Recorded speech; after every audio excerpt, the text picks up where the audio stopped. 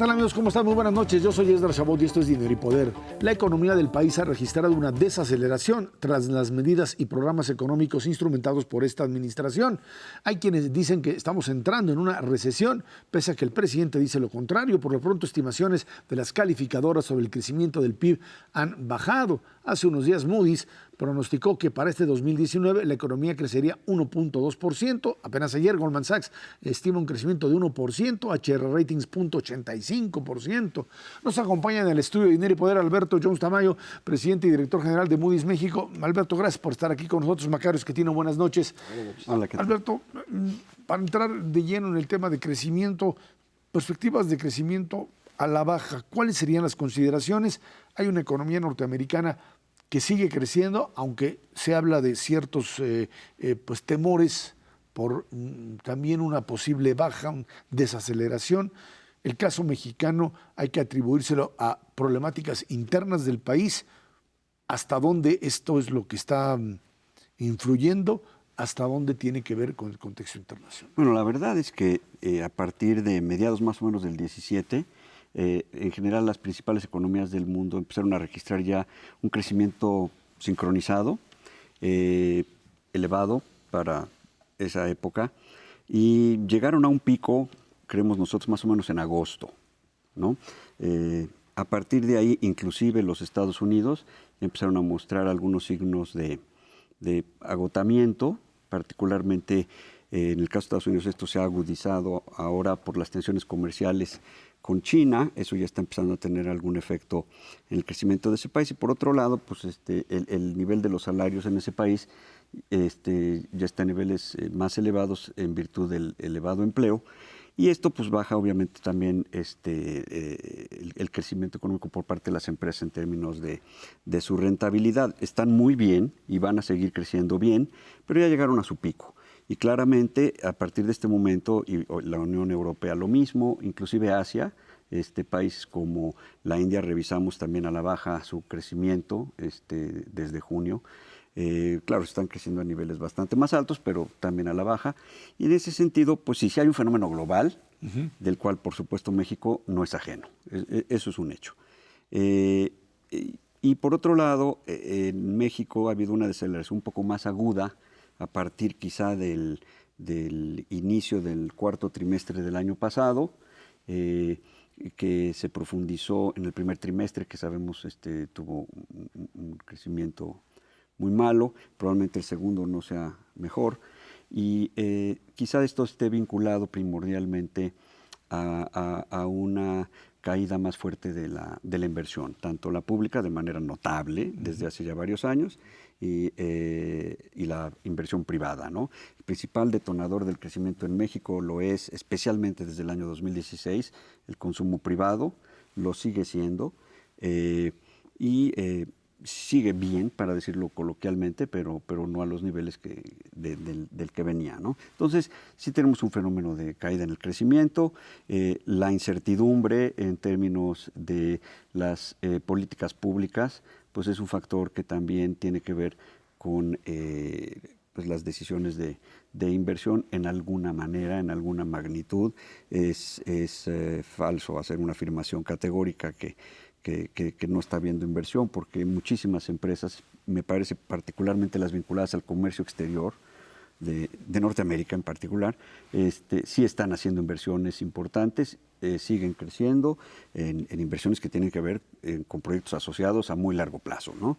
Y eso sigue ocurriendo, pero claramente no es suficiente para tener un mejor crecimiento. Al respecto, ustedes siguen estimando 1.2% para todo este año. Probablemente ahora que salgan los datos ya de cierre del primer semestre puedan pues tener un poquito más de detalle de qué es lo que se espera que ocurra. Pero los motores de este crecimiento son los que parecen complicados de encontrar. Como bien decías, hay algo de inversión específicamente asociado a comercio exterior, pero la mayor parte de la inversión pues ha venido cayendo. Las cifras han sido malas, incluso las cifras de construcción del mes de mayo, que son las últimas que hay, pues fueron espantosas. Esto lo podríamos asociar a un problema de confianza en lo que está ocurriendo en el país. ¿Esa sería la interpretación que ustedes tendrían? Es el primer año de una nueva administración. Debe haber muchísimas preguntas respecto de decisiones de inversión en términos de qué tanto va a crecer justamente la economía. Es como un ciclo que se autoalimenta. Y en ese sentido, por otro lado, las elevadas tasas de interés que tenemos, que tienen que ver con una restricción monetaria congruente con la situación de la que veníamos, también para controlar, por supuesto, la inflación, que ya la vemos convergiendo más hacia finales de este año, sin duda el próximo. Pero pues no cabe duda que con esas tasas de interés, pues el costo de oportunidad de realizar inversiones se encarece, no tanto porque los bancos cobren más caro como como digo, el costo de oportunidad de las inversiones alternativas y las tasas, el umbral de las tasas para tomar decisiones, pues es elevado, ¿no? Lo que explica por qué quienes invierten son los asociados a comercio exterior, se financian de fuera para invertir y vender allá. Para las personas normales que van a invertir para vender aquí en México, pues el costo de esta deuda sí es muy elevado. El de deuda y me parece que también el de ahorrar el dinero con este tipo de rendimientos, pues es muy atractivo ¿Para qué ponerlo en ladrillo? y el premio que recibes, pues mayor. pues ya es más pequeñito si te vas a un proyecto diferente a hacer inversión financiera, ¿no? Claro. Ahora, cuando se está hablando del tema de la calidad crediticia del país o de la posibilidad de que el asunto, por un lado, de Pemex y de la deuda mexicana que se ponen ahí en entredicho, tanto por el problema de la petrolera como de la deuda mexicana, el nivel de deuda, ¿hasta dónde Moody's está hoy tomando esto en consideración como elementos para definir lo que pasaría en una economía mexicana? Entendemos que hay distintas interpretaciones con respecto al plan de negocios de Pemex y también al manejo de la deuda pública, de la deuda del soberano. ¿Cómo lo interpretan ustedes? Bueno, la verdad es que la deuda del soberano comenzó a revertir la trayectoria ascendente que traía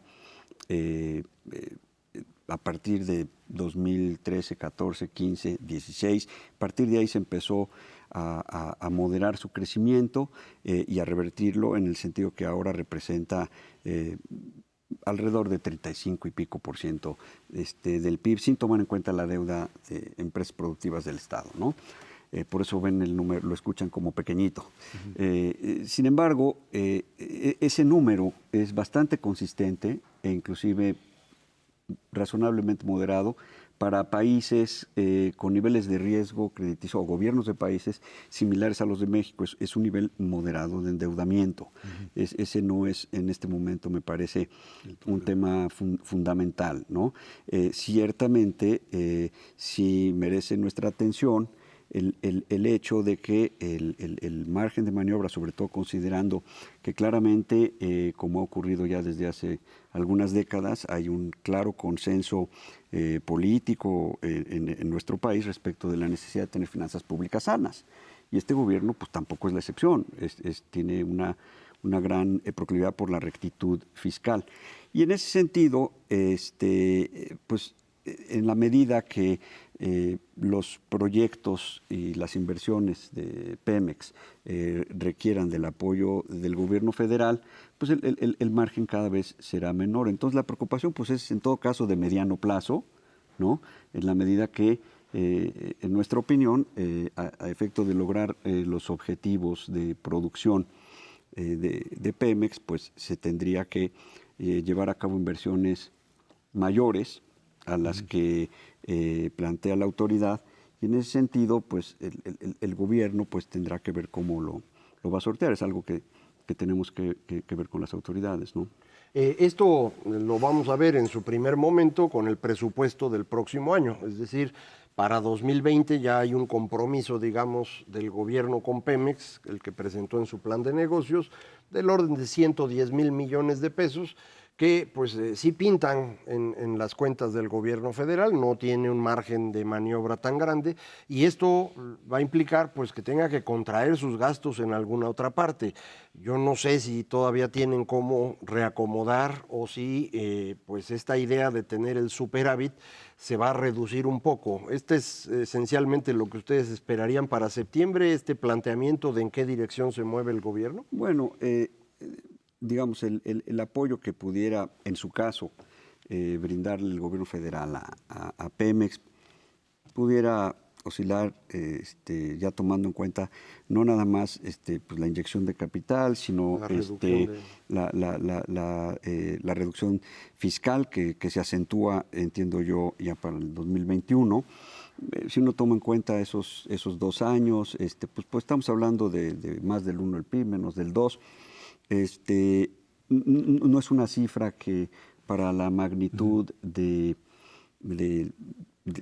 las cifras de nuestro país realmente pudiera ser alarmante, para ser muy honesto, ¿no? Pero habría que esperar al presupuesto para ver cómo van a administrar este ajuste, porque pues yo en este momento no encuentro cómo lo van a hacer. Bueno, nosotros creemos que el gobierno va a continuar con una, digamos, disciplina fiscal, y como bien dice, seguramente tendrán que llevar a cabo otros ajustes, especialmente en el contexto de un bajo crecimiento. Habrá que ver cómo terminan los ingresos del gobierno federal este año, dado el, digamos, aletargamiento de la actividad económica, sobre todo la primera mitad de este año. Entonces, habrá que ver de dónde van a sacar los recursos, pero vamos, México tiene muy probablemente este año un ligero superávit primario. Por supuesto, el balance financiero será negativo, pero lo tenemos claramente incorporado. Y honradamente pues no hacemos un fine tuning, un ajuste microscópico de las cifras en ese sentido, ¿no? Alberto, cuando se habla de recesión, hay esta discusión que se define como recesión y este crecimiento mínimo. ¿El riesgo de una recesión está presente o se trata más de pues temores como parte de esta desaceleración que pues no la habíamos visto desde hace mucho tiempo y que te puede llevar a eso? Vamos a ver una baja en las tasas de interés en los Estados Unidos, seguramente para fines de este mes, pero Banco de México no sé si tiene margen de maniobra para bajarlo en el contexto de la sociedad o de la economía mexicana. Bueno, que claramente, como decía yo, pues hay un ciclo económico global.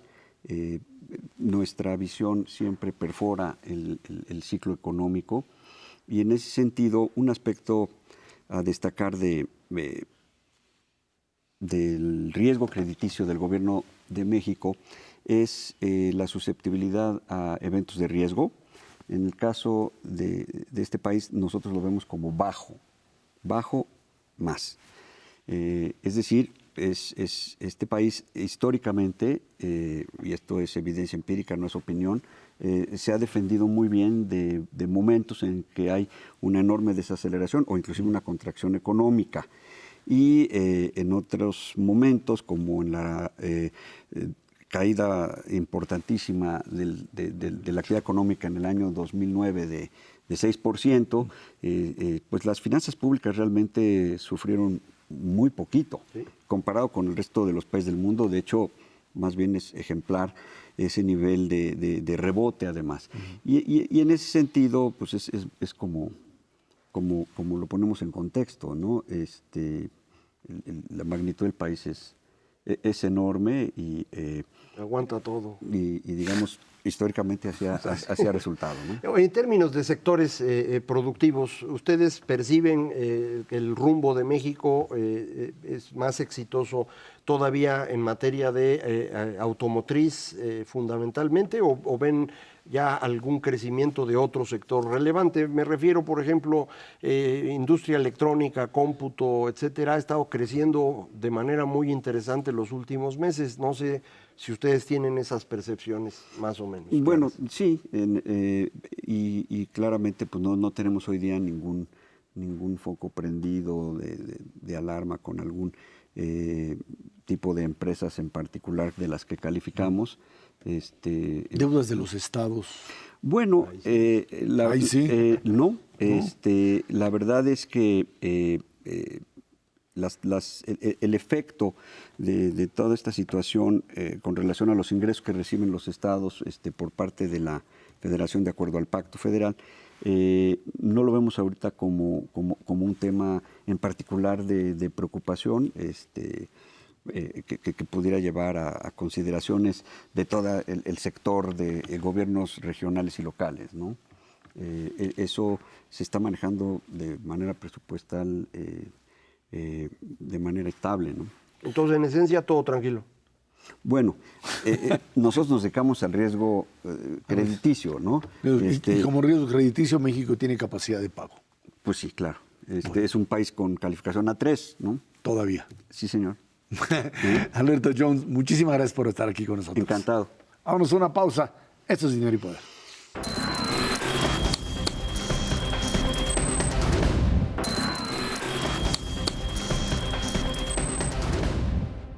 El gobierno federal presentó el pasado martes el plan de negocios de Petróleos Mexicanos, que tiene 11 objetivos estratégicos para mantener, dicen, la viabilidad de la empresa en el corto y mediano plazo. Con ello, la administración del presidente López Obrador pretende que Pemex siga siendo uno de los pilares más importantes en el crecimiento y desarrollo del país. Entre los objetivos están: 1, fortalecer la situación financiera de la empresa; 2, incrementar la producción de hidrocarburos; 3, adecuar, modernizar la infraestructura de producción; y 4, incrementar la confiabilidad y seguridad de las operaciones, así como proveer servicios de coordinación y soporte al negocio de manera eficiente y oportuna, dicen, con ética. También pretenden en este modelo incrementar la producción de combustibles y petroquímicos. En el plan, el gobierno de México insiste en construir la refinería de Dos Bocas. Macario, en eso estamos en un plan de negocios que nadie puede, pues ahora sí que sorprenderse ni decir, no, están cambiando las reglas del juego. Esto es lo que de alguna manera han venido manejando en forma consistente. Insisten en que es viable poder rehacer la estructura de Petróleos Mexicanos a partir de un modelo que le dé productividad, reduciendo, dicen, elementos de corrupción, por supuesto, quitándole fiscalmente una enorme carga, invirtiéndole dinero del propio Estado, y a partir de ello dándole a la iniciativa privada contratos de servicio que ya anteriormente los tenían, y en función de esto pues tratar básicamente de extraer petróleo de aguas someras, lo que alcancen, para hacer repuntar en este y el próximo año la producción y llegar pues quizá al 1.700.000, dicen un poquito más, de barriles diarios de petróleo. Esa sería, digamos, la gran proyección que le daría viabilidad frente a las calificadoras. Sí, creo que una precisión, no cambian las reglas con respecto a lo que este gobierno ofrecía, indudablemente son consistentes, pero sí cambian las reglas con respecto a lo que México había decidido desde hace algún tiempo, en particular con la reforma energética, que había sido reconocer que si bien el petróleo es de los mexicanos, no hay ninguna necesidad de que sea una única empresa del Estado la que lo extraiga. Eso es lo que habíamos acordado en la reforma energética, eso fue lo que atrajo inversión extranjera, distintas empresas que pues se hicieron de espacios para producir, algunas incluso en asociación con Pemex. Esto sí se acaba por completo, vamos a regresar a la idea de que el Estado es el responsable de la producción de energía, no solo en petróleo, también en electricidad, pero el tema de hoy es el plan de Pemex. Y bueno, pues el asunto es que Pemex nunca fue una buena empresa. Esto es algo que a los mexicanos les cuesta mucho trabajo aceptar, pero Pemex nunca fue una empresa petrolera exitosa. Produjimos mucho petróleo porque nos encontramos dos mantos grandotototes, Cantarell, que ya se acabó, y Kumalopsap, que está en proceso de terminar. Y conforme se acaban estos mantos, pues nos regresamos a una producción cada vez más baja. Dicen en este plan de negocios que van a incrementar la producción, pero eso fue lo mismo que dijeron prácticamente todos los planes de negocios desde 2004, que es cuando empieza la caída, en todos dijeron que se iba a recuperar y que se iba a recuperar y nunca se logró. ¿Por qué? Pues porque no es fácil, se necesita explorar en áreas nuevas, en donde se requieren tecnologías que esta empresa no domina, y por eso la solución que se había buscado es pues, que entren otros, mano. Si producen otras empresas ese petróleo, el gobierno de cualquier manera cobra, de hecho, cobraba más con la reforma energética a las empresas privadas de lo que le está cobrando a Pemex. Era mejor salida, pero pues vamos a regresar a esto. El gobierno lo que hace para tratar de pues darle vida a Pemex, porque Pemex está en una situación compleja, es una empresa con una deuda muy grande, más de 100,000 millones de dólares, y un pasivo laboral también muy grande, pues le va a cobrar menos impuestos, menos derechos durante 2 años y además le va a dar dinero. La suma total ronda los 240,000 millones de pesos, lo que le vamos a dar a Pemex entre 2020 y 2021 y un cachito en 2022 todavía para el arranque de la refinería. Yo no entiendo por qué le vamos a dar 240,000 millones de pesos a una empresa que está quebrada. Simplemente no lo entiendo, no tiene ninguna lógica. Me dicen, es que ahora sí va a producir. ¿Y por qué le creo? Si yo puedo lograr que produzcan petróleo otros sin dar un centavo y de ahí voy a cobrar, pues ¿para qué invierto 240,000 millones? Es una cosa absurda. No le va a alcanzar a Pemex porque no va a producir más. No van a acabar su dichosa refinería porque eso dicen todos los que saben, incluyendo los constructores de refinerías. Entonces yo creo que es una mala idea. Ahora, esto nos lleva a tratar de diferenciar lo que sería esta apuesta para la propia iniciativa privada, que dicen, sí te dejo entrar, pero con lo que sería el sistema de proveer servicios. En un esquema en donde te voy a pagar en función de lo que encuentres y mientras más produzcas, más encuentres, más te pago. A ver, ¿cuál sería la diferencia, Macario, entre ese esquema y el llamado farm out, en donde entiendo que hay una diferencia principal, que es esto es en aguas someras y el otro es en aguas profundas, pero también el esquema de venta y de riesgo es mayor? ¿Cuál sería la diferencia? Lo importante es la diferencia precisamente de la asociación, no exactamente dónde sacan, sino cómo se asocian. En los farm outs la idea era que Pemex se asocia con una empresa privada, los dos invierten y si sale, se reparten lo que ganaron. Si no sale, pues un cacho lo perdió Pemex y otro la empresa privada. En los contratos de servicios incentivados, Pemex contrata a una empresa, si sale petróleo, Pemex gana y le paga a la empresa, y si no sale petróleo, Pemex le paga a la empresa y perdió todo. Es decir, Pemex absorbe todo el riesgo. Esto es algo que no tiene mucho sentido porque no es fácil encontrar el petróleo. Si fuera fácil, el asunto estaría resuelto desde hace mucho. Entonces, al dividir el riesgo entre varios, esto te permite que puedas abrir no un pozo, sino 10. Y si tu probabilidad de atinarle es 20%, pues 2 de los pozos van a funcionar y con eso pagas todo.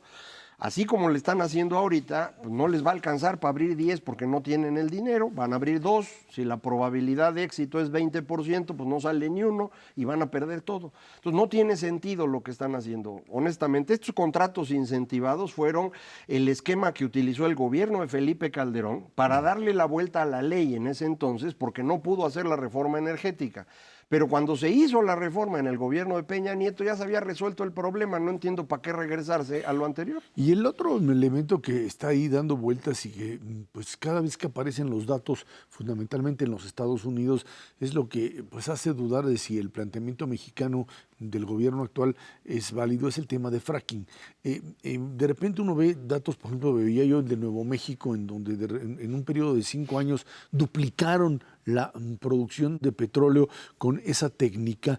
Quienes lo critican, algunos ambientalistas dicen que daña lo que sería el propio subsuelo y el esquema ecológico, el equilibrio ecológico, y quienes han salido a explicar que si esto se hace bien, si esta fractura hidráulica que se produce es bien armada, lo único que estás haciendo es simplemente pues generar una mayor cantidad de crudo y eventualmente de gas bajo el principio de que estás generando una mayor presión que no necesariamente genera elementos de contaminación. Y esto pues a lo mejor en algunos esquemas puede generarte algún tipo de desequilibrio ecológico, pero no parece ser la constante, Macario. No, de hecho es poco probable que tengas un daño ecológico por utilizar fracking. Fracking es la forma breve de decir fractura hidráulica con perforación horizontal. Es decir, se hace el pozo, pero ahora ya no se hace nada más una perforación vertical como un pozo de agua, sino que en algún momento en el fondo, donde te conviene, puedes empezar a hacer perforaciones en distintas formas para cubrir un mayor espacio. Esto permite que hacer fracturas chiquititas te permitan obtener mucho petróleo porque haces una espiral de tubos abajo que te permite recoger todo lo que se extrae. Estas perforaciones tienen 1 kilómetro o más de profundidad. Los mantos de agua, que son los que preocupan a muchos, están cuando mucho a 200 metros de profundidad. Entonces, no hay manera que se contamine una cosa con otra. Si se hiciera la perforación mal hecha y se tiran las cosas, bueno, pues eso sí, pero para eso hay procedimientos para evitar estas cosas, hay vigilancia externa, etcétera. Entonces, no es un riesgo ecológico. El presidente López Obrador parece que está influenciado por esta idea y por eso ha insistido en que no va a haber este tipo de perforación, lo cual pues cierra la posibilidad a más de la mitad de las reservas que México podría tener. Ahora, cuando se habla precisamente de este tipo de plan de negocios que se presenta, viene la duda de si ¿qué van a hacer las calificadoras? Parecería ser que la calificadora se convierte, dicen, en otro soberano, que te dice o no te dice. Podemos discutir si se han equivocado, si no se han equivocado, etcétera. El problema es que el mercado le sigue haciendo caso y esa es la bronca. Creo que tenemos que entrar en una dinámica en donde pues, poder convencer, y creo que en ese sentido Arturo Herrera es lo que trata de hacer cuando dice, pues este es el primer planteamiento que hacemos y vamos para adelante para convencerlos de lo que les interesa a las calificadoras, que es yo puedo pagarte. Puedo hacer lo que quiera y sacar el petróleo. La empresa te va a pagar. Y de eso se trata, de convencer de que tengo la mayor cantidad de recursos para poder pagar las deudas a los tenedores de bonos. Y esa va a ser la gran apuesta, por lo menos de aquí a fin de año, convencer a estas calificadoras de no degradarle la calificación a Pemex, aunque dicen algunos que ya dan por descontado esto y que el soberano, o sea, el gobierno mexicano, tendrá que absorberla. Veremos qué es lo que hace Herrera en ese sentido, ¿no? Sí, está en un problema serio porque efectivamente no alcanza el dinero, hay obligaciones que hay que cubrir de parte de Pemex, no va a tener el dinero para pagar. Todo sería más fácil si no hicieran la refinería, pero ya sabemos que eso es algo que está fuera de discusión. Entonces, si no tienen con qué pagar, los que tienen los bonos pueden perder dinero. Para eso las calificadoras avisan con tiempo, para que el que tiene el bono, pues lo venda en el mercado a un precio más bajo. En eso están. Ahorita, de hecho, empezaron a caer los precios de los bonos de Pemex como resultado de la presentación del plan. Vamos a ver si logran convencer en los próximos meses, cuando venga el presupuesto de México y haya que poner 100,000 millones de pesos para Pemex y no alcancen las cifras, ahí veremos. Vámonos a una pausa y de regreso platicamos precisamente la salida de Carlos Ursúa, la llegada de Arturo Herrera, qué es lo que representa para la economía mexicana. Esto es Dinero y Poder.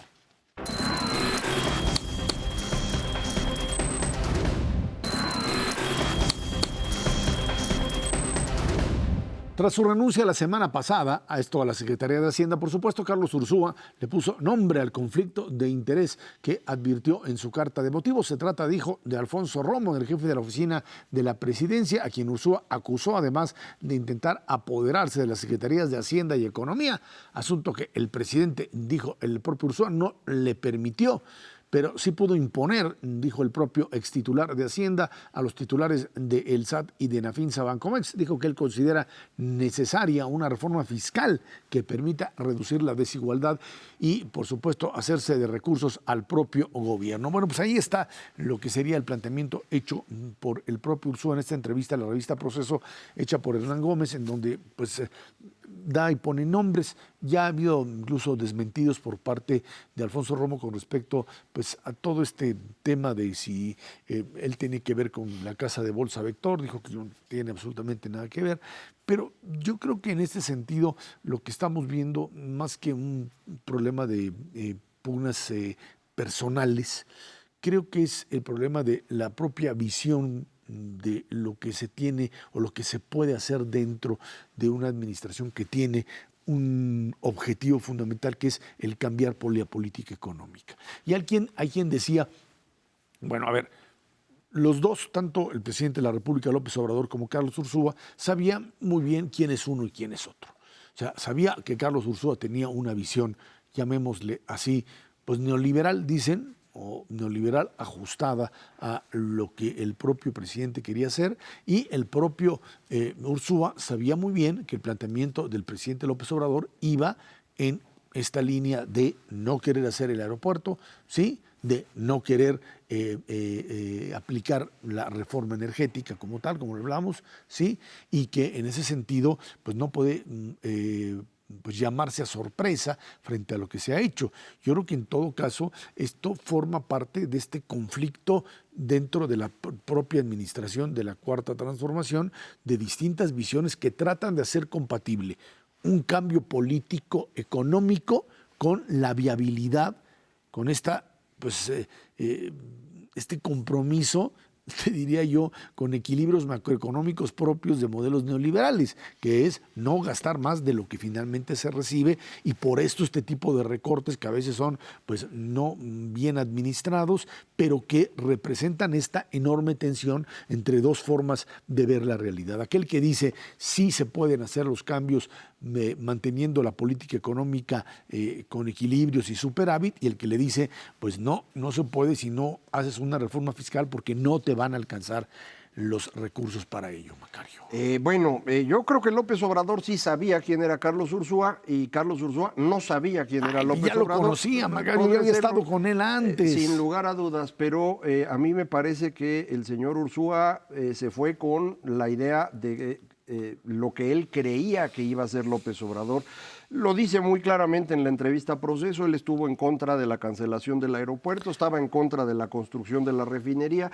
Ahora, si alguien acepta un puesto de secretario de Hacienda sin tener una idea clara de quién va a ser su jefe, evidentemente tiene culpa. Yo pues no lo estoy... En política nadie puede llamarse engaño. O sea... sin embargo, así fue. Esta es la parte grave del asunto, porque no es el único caso. Creo que esto es exactamente lo que le ocurrió a una gran cantidad de personas que incluso durante la campaña insistían en el carácter pragmático de López Obrador. Tú lo recordarás, se dijo mucho, y eso era absolutamente ficticio. Incluso el gobierno de López Obrador en la Ciudad de México fue un engaño. El señor se moderó lo necesario porque su objetivo no era gobernar la ciudad, sino era ganar la presidencia. Ahora no tiene que moderarse en absoluto y por eso está haciendo lo que está haciendo.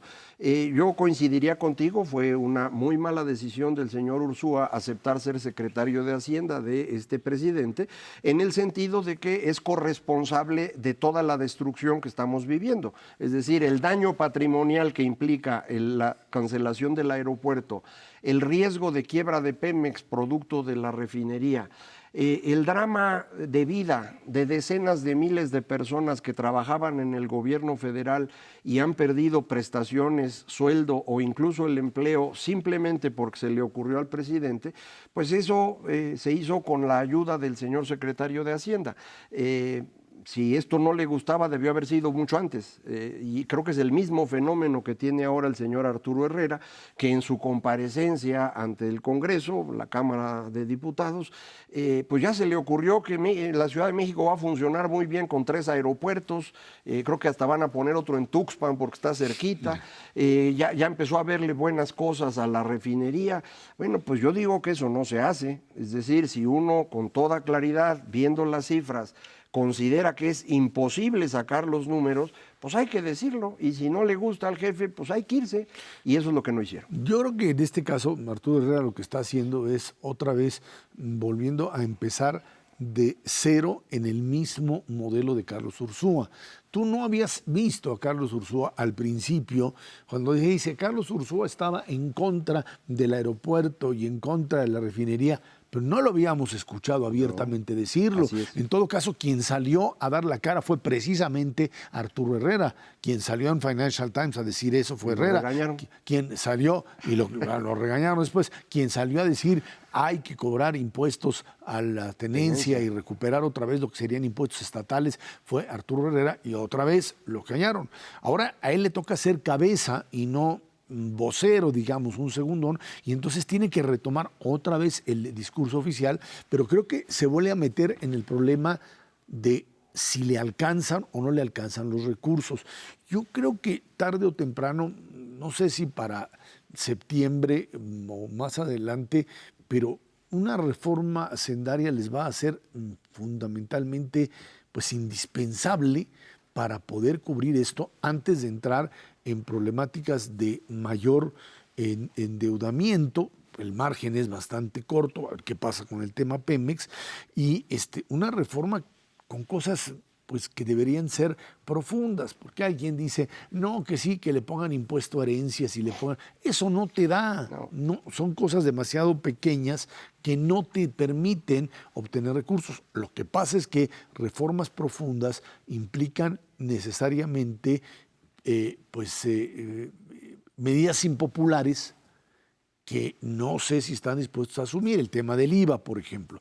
Si se te ocurre subirle el impuesto a las empresas demasiado, pues lo único que haces es que hay menor inversión y mayor evasión porque saben cómo darle la vuelta. Entonces, tienes que entrar en una dinámica de mayores recursos para poder evitar precisamente caer en un déficit que te termine, pues básicamente por romper esos equilibrios macroeconómicos que por lo pronto parece le quedan claros al presidente y al secretario de Hacienda que no pueden destruirse. Bueno, no les quedan tan claros porque los están destruyendo, es decir, no hay bases ya para que se mantengan estos equilibrios, lo están haciendo destruyendo la capacidad operativa del gobierno y eso es insostenible en meses, ya no estoy hablando de años.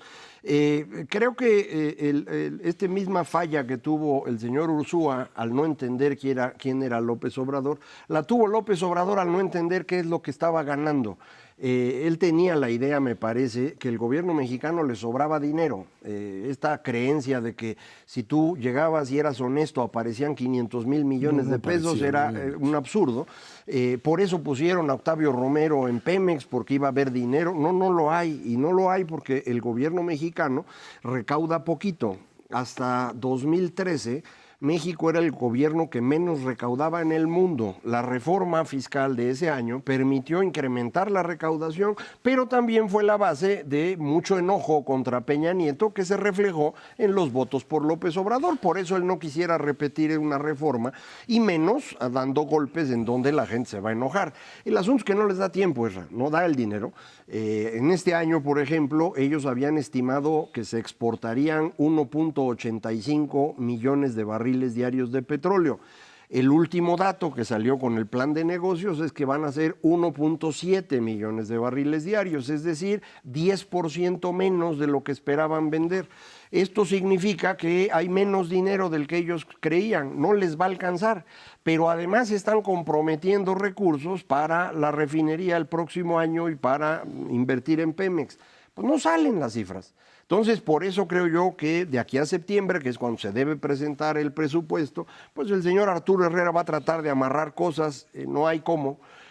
Vamos a ver qué ofrecen. Si no ofrecen algo creíble, en ese momento es donde veremos la corrección a la calificación, ya no solo de Pemex, sino del gobierno federal, es decir, del soberano, y pues ahí se acabará el cuento de que México iba a crecer al 4% y demás. No, nos queda claro que además en términos de crecimiento, si crecemos al 1%, pues estaremos muy bien este año, pero la perspectiva, digamos, en términos de lo que se va a presentar como presupuesto, es lo que te va a definir con calificadoras, ya lo dijimos, con las inversiones y básicamente te diría yo con el sector privado, porque uno de los datos que hemos referido aquí constantemente es que si bien ha habido pues también un problema de gasto público a la baja y de subejercicio, primer año de gobierno, lo que tú quieras, también lo que es cierto es que hay una inversión privada detenida precisamente por la imposibilidad de entender cuáles son los proyectos rentables sobre los cuales puede invertir. Y si en la presentación de este presupuesto no se abre el camino, no se presenta abiertamente cuál sería el canal a partir del cual se puede invertir, pues te vas a meter en otra vez otro problema de, no es que no haya dinero, sino que se contiene o se maneja básicamente o en inversión especulativa como tal, o en inversión financiera que sigue apostando a una tasa de interés alta, pues, la Fed seguramente va a bajar, Macario, la tasa de interés en un par de semanas, pero el Banco de México no tiene margen de maniobra para hacerlo, y entonces estás atorado con tasas altas que no te permiten generar ahorro, generar inversión real, inversión en fierros, y por otro lado, pues esta idea de que el gobierno mexicano no tiene por dónde gastar. Pero eso es irresoluble, porque la única solución a eso es que haya confianza, y no va a haber confianza después de lo que hemos visto este año, de ninguna manera hasta que no cambie el gobierno. Ahora sí que no hay salida. Vámonos a una pausa y de regreso platicamos con usted, el señor Trump y la migración, los problemas de la relación con los Estados Unidos. Esto es Dinero y Poder.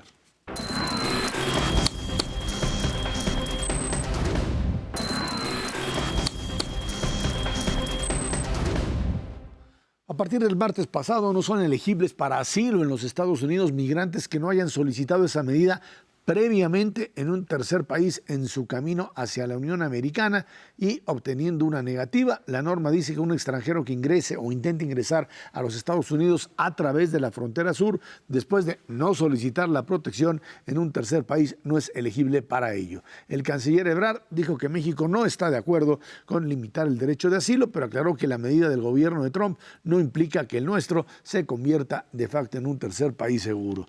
Pues no, pero sí.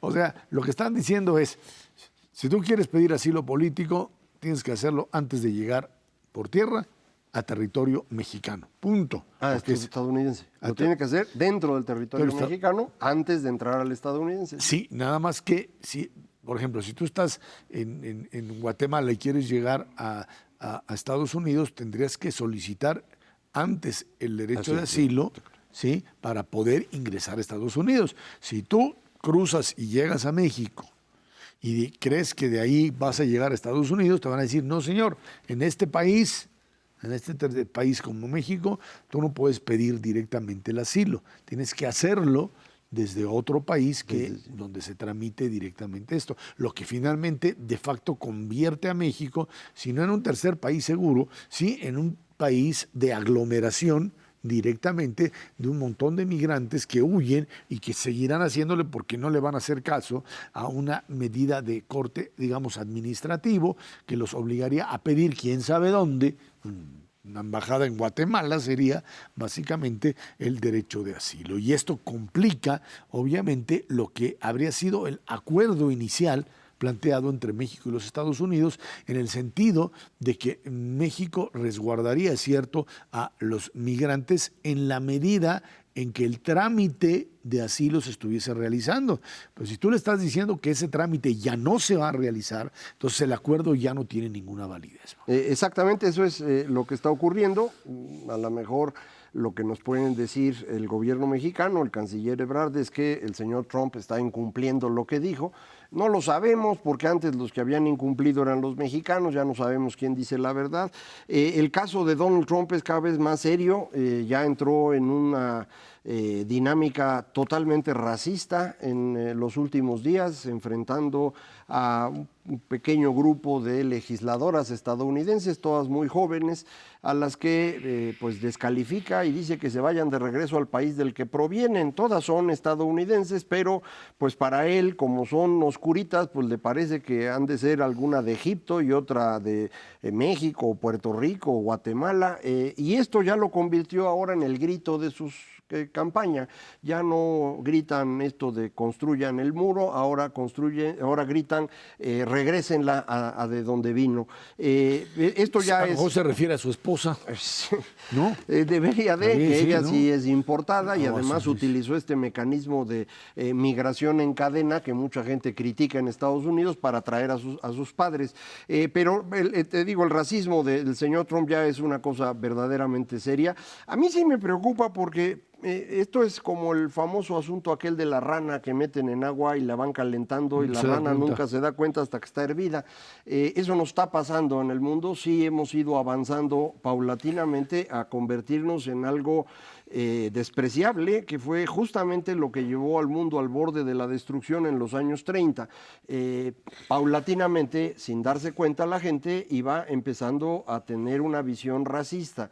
Y esto en México ya ocurre. Las encuestas que se han hecho en estos últimos días acerca de migrantes, resulta que los mexicanos dicen que los migrantes son una cosa espantosa y que no deberían estar aquí. Al menos 63% de los mexicanos opina eso.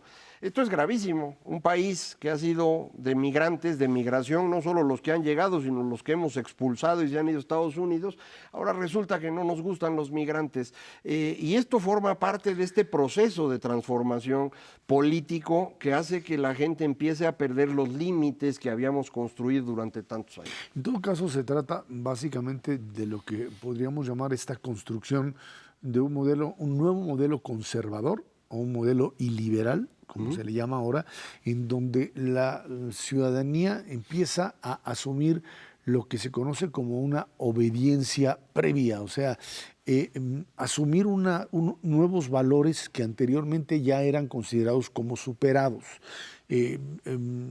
valores propios de regímenes totalitarios, como lo fueron el modelo soviético o el modelo fascista, con todas sus expresiones durante el siglo XX, y que de repente, como parte de este resurgimiento o de reacción ante un modelo de globalización, vuelven otra vez a incrustarse como valores reales en una sociedad.